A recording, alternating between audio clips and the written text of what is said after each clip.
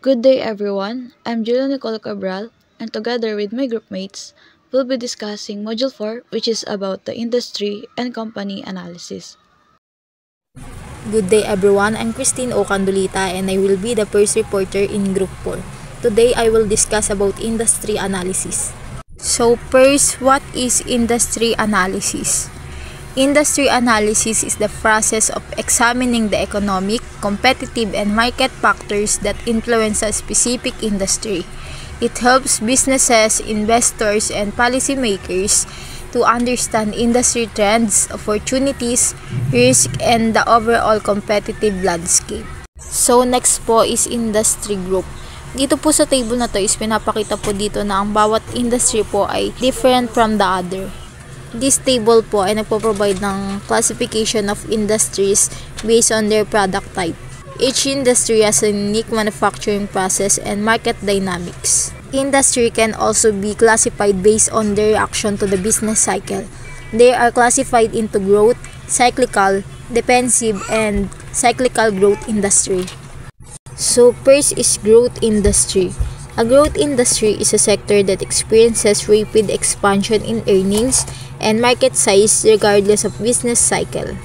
So, ang growth industry po ay isang sektor ng ekonomiya na mabilis na lumalago sa kita, produksyon at employment dahil sa mataas na demand, technological na inobasyon o pagbabago sa merkado. Karaniwan, ito po ay may mas mataas na potensyal para sa kita at pamumuhunan. Isa po sa halimbawa ng growth industries is technology and artificial intelligence or AI. And this sector is including software development, cloud computing, cybersecurity, and AI-driven automation. So next industry is cyclical industry. A cyclical industry is one where growth and profitability fluctuate in response to the business cycle. Ang cyclical industry po ay isang sektor ng ekonomiya na ang kita at demand ay nagbabago batay sa business cycle. Kapag maganda ang ekonomiya or boom period, lumalakas ang kita at demand. Ngunit kapag bumagal ang ekonomiya, recession o downturn ito, humihina ang negosyo at maaaring bumagsak ang kita. The example of cyclical industries is automated mobile industry, luxury goods, hospitality and travel, real estate and consumer durables, or white goods. The third industry is defensive industry. A defensive industry is one that remains stable regardless of the economic cycle. So, dito naman po, ang defensive industry ay isang sektor ng ekonomiya na hindi gaanong apektado ng business cycle kahit may recession o economic downturn ito. Patuloy pa rin ang demand sa mga produkto at serbisyo ng industriyang ito dahil kailangan ito sa araw-araw na buhay. The examples of defensive industry is food industry, healthcare and pharmaceuticals, utilities, consumer staples, and educations. Ang defensive industries po ay magandang investment choice para sa mga naghahanap ng stable income at protection laban sa economic downturns. Kahit mabagal po ang ekonomiya, patuloy pa rin ang operasyon ng mga ito dahil palaging may demand. Next is cyclical growth industry. Cyclical growth industry is a sector that experiences both strong growth over time and periodic fluctuation due to economic cycles. Ang cyclical growth industry naman po ay isang sektor ng ekonomiya na mabilis lumalago kapag maganda ang ekonomiya. Ngunit bumabagal o bumabagsak ang kita kapag may recession o downturn ito. Ang kita at demand sa mga industriyang ito ay malakas sa panahon ng economic expansion. Ngunit bumababa sa panahon ng recession dahil umaasa ang mga ito sa consumer at business spending. The next is industry life cycle. The industry life cycle theory is generally attributed to Julius Grodensky.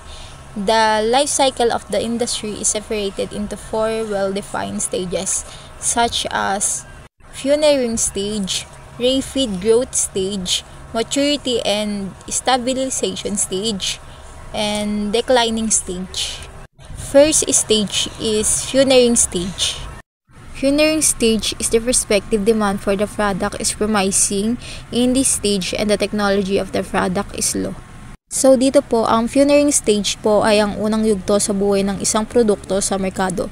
Sa yugto po na ito, ang produkto ay bago at maaaring hindi pa gaanong kilala ng mga mamimili. Karaniwan po may mataas po ito na gastos sa pananaliksik at pagpapaunlad or R&D, pati na rin po sa marketing upang ipakilala ang produkto sa merkado. Ilan po sa mga pangunahing katangian ng yugtong ito ay mababang kamalayan ng mga mamimili, mataas na gastos sa produksyon, limitadong competition, mataas na panganib at pagtutok sa inobasyon. Sa yugto po na ito, mahalaga po ang pagiging matatag ng kumpanya sa pagharap sa hamon ng mabagal na pagtanggap ng mga merkado at matataas na gastos sa operasyon. So next po is rapid growth stage. This stage starts with the appearance of surviving firms from the pioneering stage.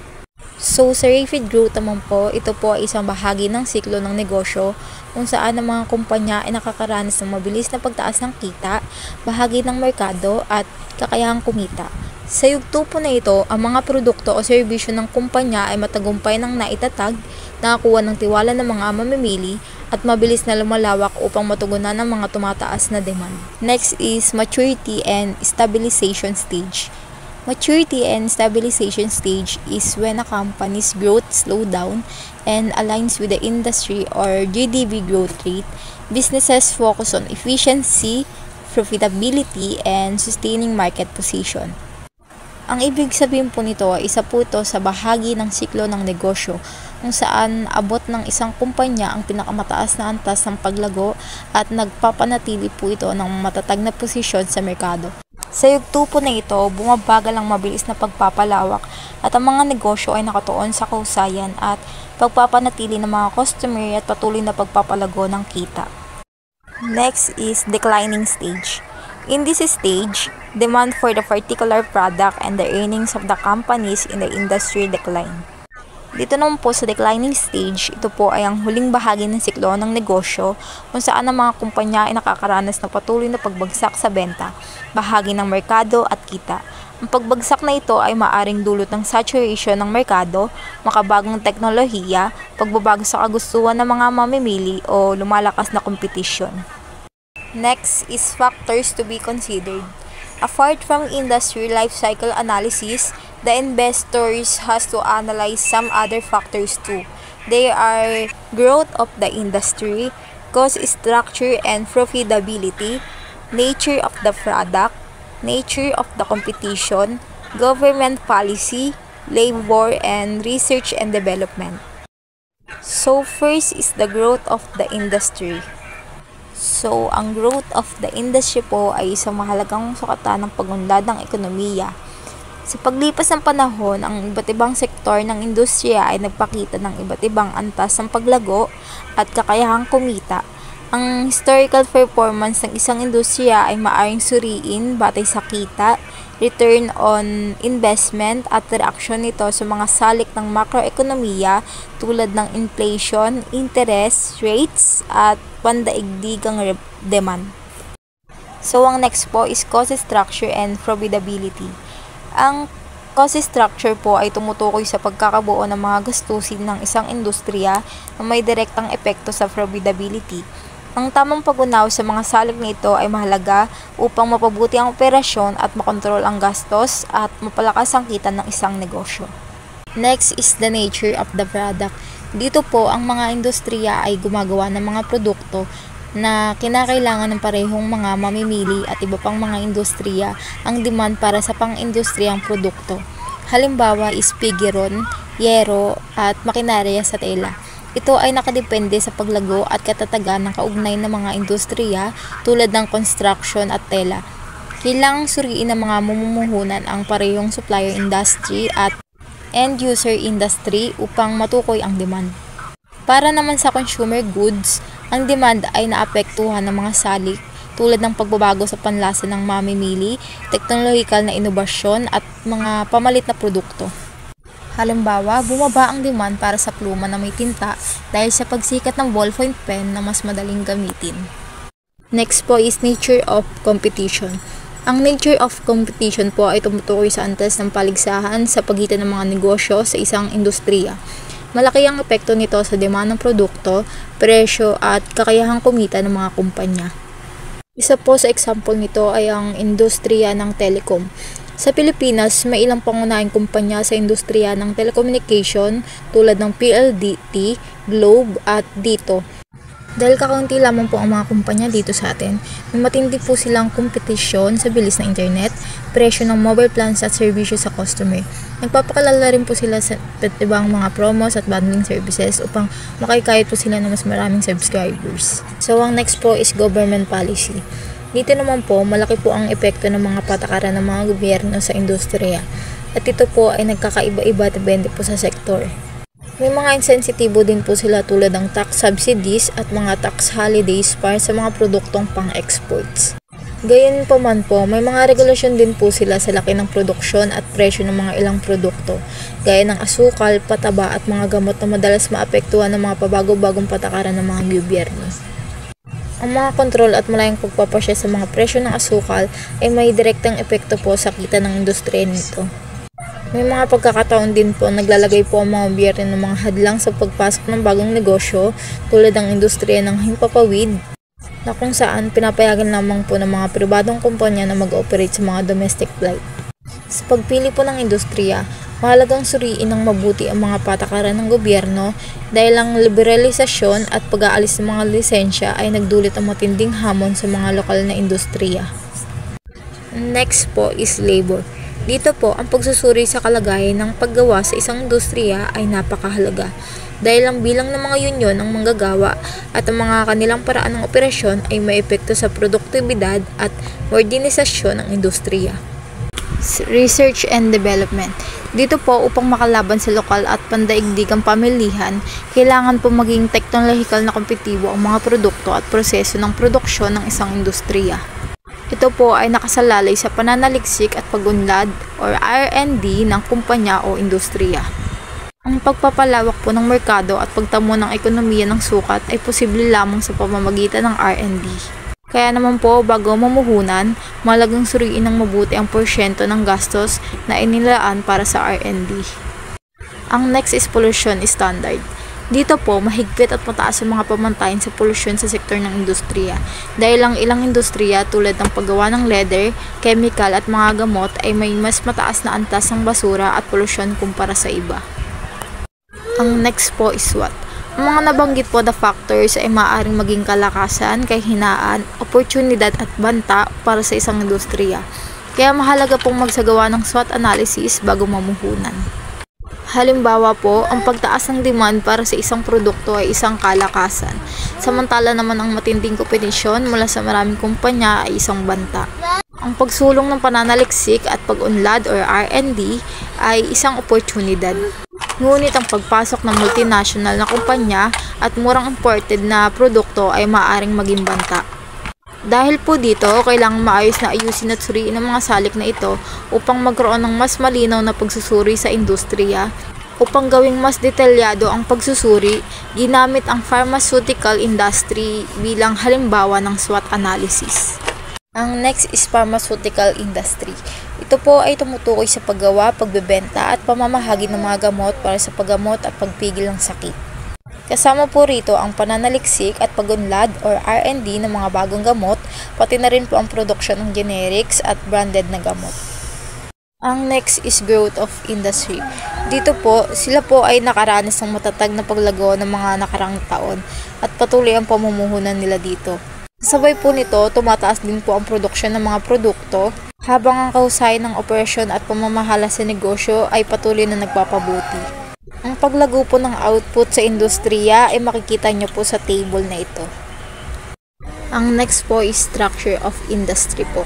Dito po, ang mga molecules ay nangangailangan ng tamang kondisyon upang mag-react at makabuo ng bagong produkto.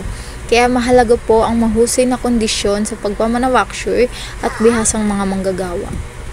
So, ang mga specific plants po ay mas mura, ngunit may mga panganib po na maging luma o lipas ito. Samantalang ang multipurpose plants naman po ay mas mahal, ngunit walang panganib na pagkaluma, bagaman may posibilidad ng cross-contamination. Ang secondary process naman po ay ang pagbabago ng mga bulk drugs upang maging formulation ito. Hindi po ito nangangailangan ng matinding teknolohiya at may mababang kapital po ito na pumuhunan. Again, I'm Julia Nicole Cabral, and the next topic will be the continuation of pharmaceutical industry. The nature of the product here in pharmaceutical industry is classified into three: the bulk drugs, formulations, and intravenous fluids. These three are the types of products that the pharmaceutical industry produces. First is the bulk drugs. These are the raw materials used to make medicine. So basically, yung bulk drugs are just chemical compounds and hindi pa consumable or need pa i-transform into usable forms. And these usable forms are called formulations. So kapag na-process na yung bulk drugs or yung raw materials, ang finished product ay formulations. These are the medicines in the form of tablets, capsules, and injectables.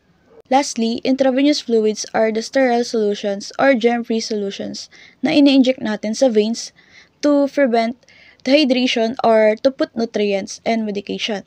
Ito yung tinatawag natin na suero, which is yung kinakabit sa patients kapag naka-confine sa hospital. And in India, a country that is known for pharmaceutical companies, the major manufacturers there are the Ranbaxy, Cipla, Cadila, Dr. Reddy's Lab, and Lupin, while Andhra Pradesh, a state in southern India, ranks first in their country's bulk drugs production. When it comes to the demand, there is a rapid growth because of unmet medical needs due to the limited access and underinvestment in healthcare. The Indian pharmaceutical market was worth 90 billion rupees in 1997, growing at 13.7% rate and a decline in investment in healthcare rates from 2% to 1.75%. Aside from that, there is a demographic shift that changes its demand. And it is the aging population that drives it.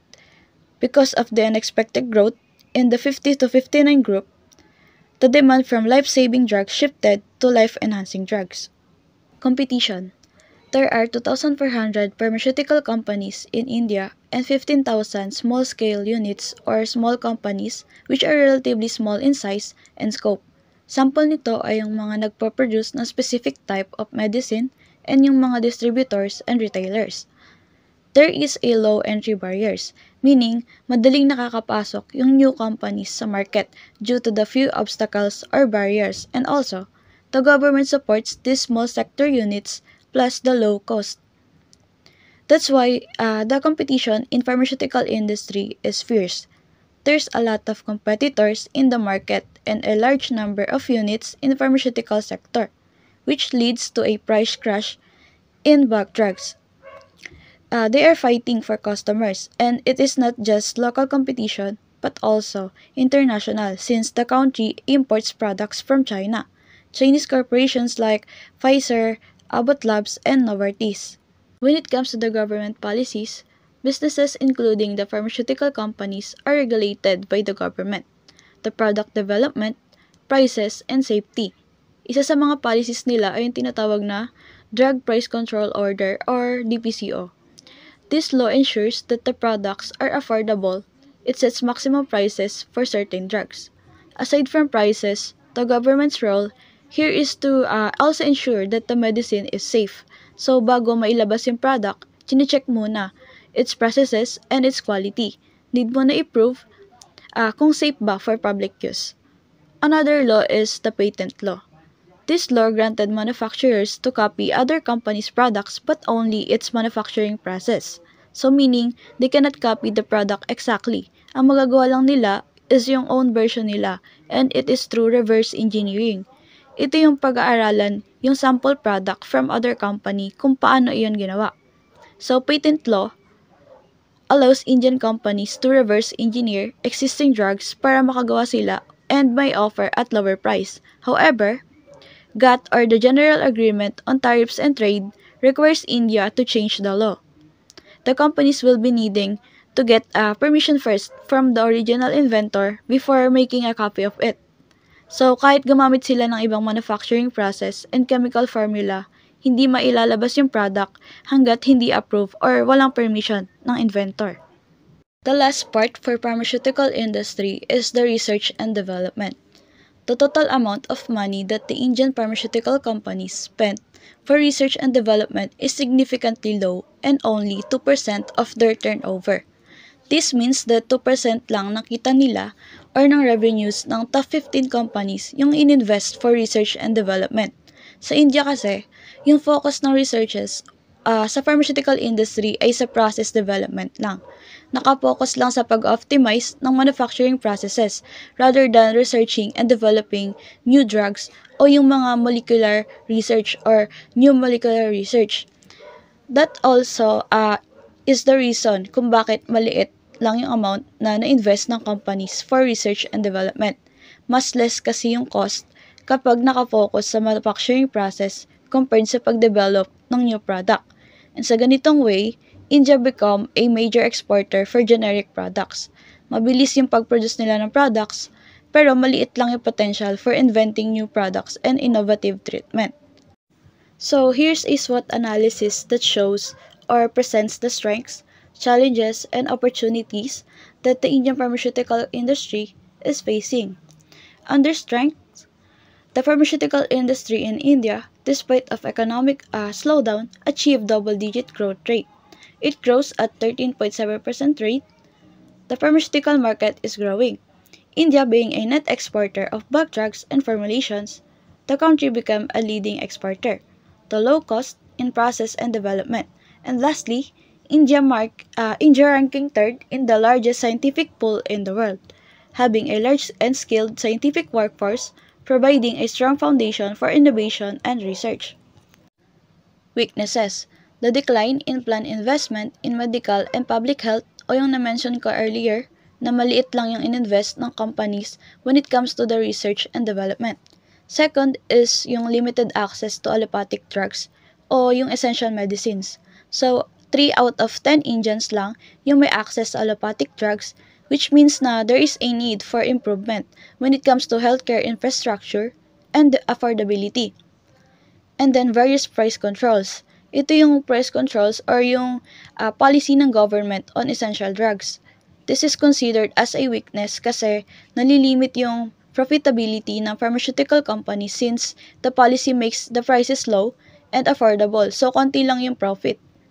For opportunities naman, first is yung pagkakaroon ng healthcare expenditure due to the increase in purchasing power. Possible ito since mataas yung demand for medicine. Non-Japan Asia's share of world healthcare spends will double. It says that there are opportunities for Indian pharmaceutical companies to expand because of the growing healthcare market in Asia. And lastly, the patent law will lead to consolidation of industry.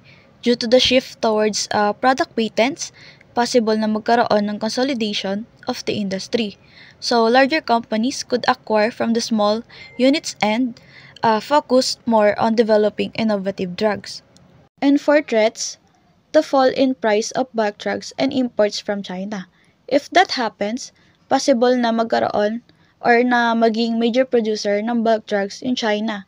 And this is a threat to the profitability of Indian companies. Next is that major products may lose patent protection. It refers to the protection or yung need muna ng approval before gumawa ng copy ng version ng isang product. If this protection lose, the competition in pharmaceutical market will increase. And last, the ambiguity regarding the timing and content of the Indian Patent Act amendment. This will create challenges for companies when it comes to planning for their research and development strategies. Let's now proceed to the company analysis. Company analysis is a crucial process that involves a thorough examination of company's financial health, business operations, and market position to assess its potential for future growth and profitability. So, for investors, they need to analyze the companies that they are planning to invest to make informed decisions and make sure nakikita sila. And this model shows various factors that could influence the share value. This is used to determine the present and future value of a company's stock. It is divided into two: the factors affecting future price or the internal factors and the factors affecting the share value or the external factors. So, for the internal factors, there are competitive edge earnings o yung advantages ng company over its competitors when it comes to profitability. Capital structure on how the company finances its operations o kung healthy ba yung capital structure ng company. Management, if mayroon bang strong leadership and kung effective yung pagmamanage ng company. operating efficiency, kung effective ba yung pagmamanage ng company when it comes to their operations, and lastly, the financial performance o yung overall financial health ng company, and it is through checking the company's financial statements such as the balance sheet, income statement, and the cash flow statement. On the other hand, the factors affecting share value are the historic price of stock o yung past performance ng stocks, P/E ratio or the price to earnings ratio na nagko-compare ng stock price sa earnings ng company, and a high P/E ratio means that the market expects high future growth and low P/E ratio indicates lower growth expectation. Next is economic condition and market condition, which are the overall state of the economy and performance of the stock market, which both could impact the stock prices. The competitive edge of the company. This refers to the ability of a company to outperform its competitors when it comes to the earnings or profit. In India, there are hundreds of companies in major industries, making the competition tight. That's why there is a need for the companies to differentiate themselves and outperform the others. Just like in the information technology industry, even though there is a large number of companies, few companies like Tata Infotech, Safyam Computers, Infosys, and IIT, and other companies manage to control the major market share. Large companies are successful in meeting the competition. These companies manage to compete in a large market and also maintain their market position due to the advantages and ability they have. And the competitiveness of a company can be studied with the help of market share or the total market share that the company controls. A large percentage of market share indicates strong competitive position, and the growth and stability of annual sales or the increase in company sales over a year. A consistent strong sales indicates that the company has stable sales and good financial planning, and the company is effectively competing, which is attractive to investors. That's why sales forecast is important. Sales forecasting is the process of predicting future sales through analyzing the historical data, market trends, and other relevant factors. So through sales forecasting, the company would be able to plan, make informed decisions, and secure its funds. It is also necessary for the investors and lenders because through sales forecast, they will know if the company is worth investing. And there are different methods for sales forecasting. First is the trend line analysis. This method involves plotting historical sales data and fits a line to represent the trend.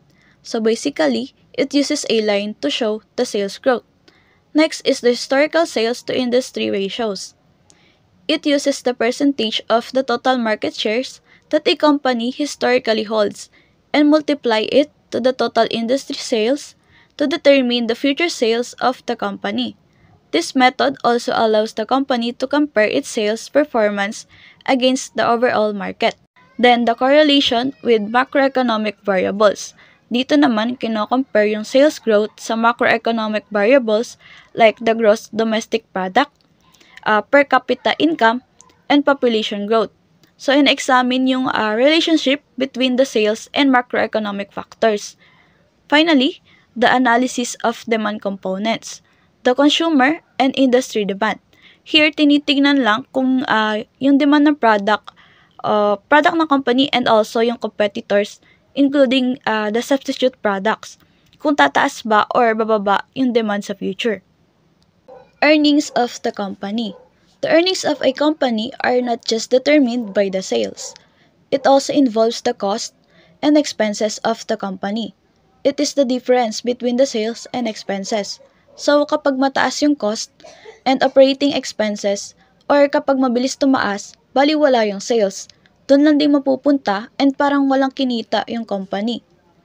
Isa pang dapat tandaan, earnings don't always increase proportionally with sales. Na kapag tumaas yung sales, it doesn't mean na tataas din yung earnings. Kasi possible na tumaas din yung cost or maapektuhan din ng other factors like increase in competition. Half of the earnings rely on sales and the other half naman ay sa expenses and other factors.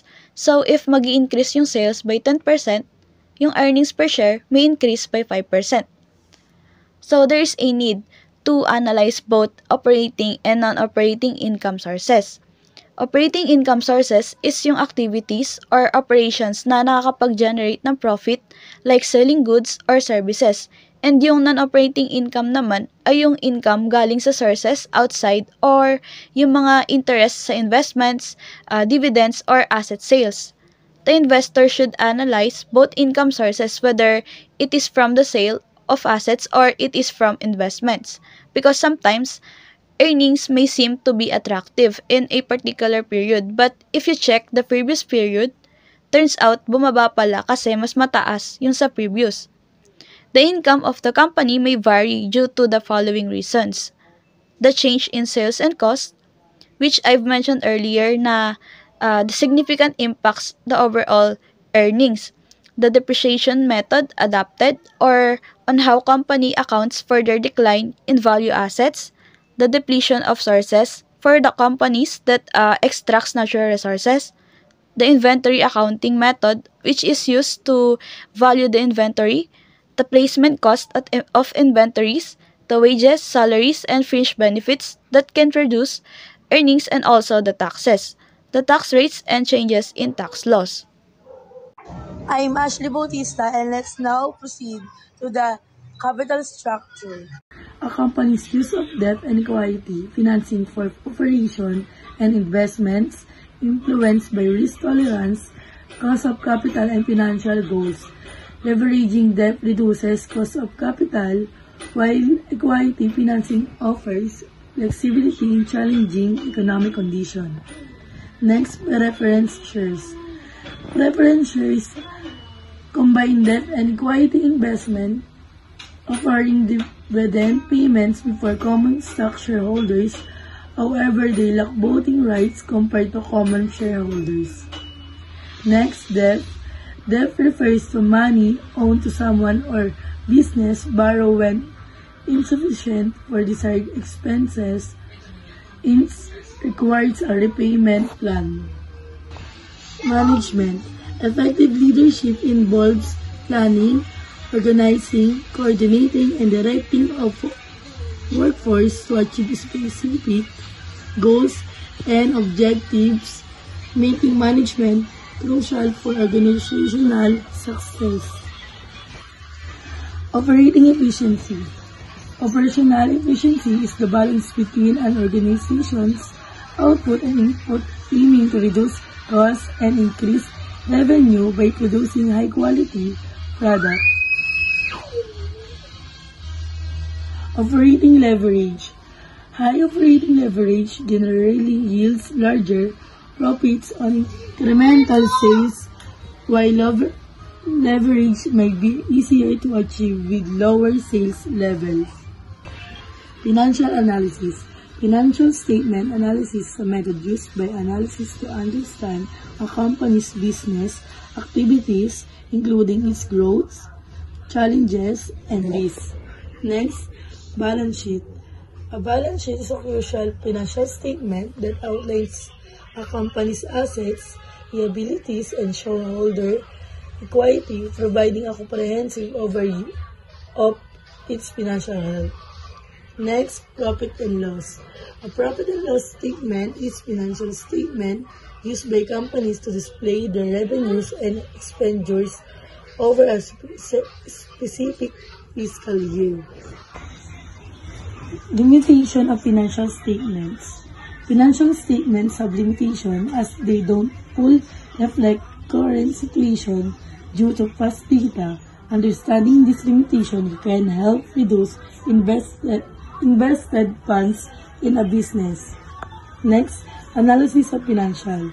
Financial statement analysis provides a comprehensive view of company's financial health, aiding internal and external stakeholders in identifying performance insights and staying informed about market trends. Ratio analysis. Ratio analysis is a method used to evaluate a company's financial performance by comparing various line items in its financial statements.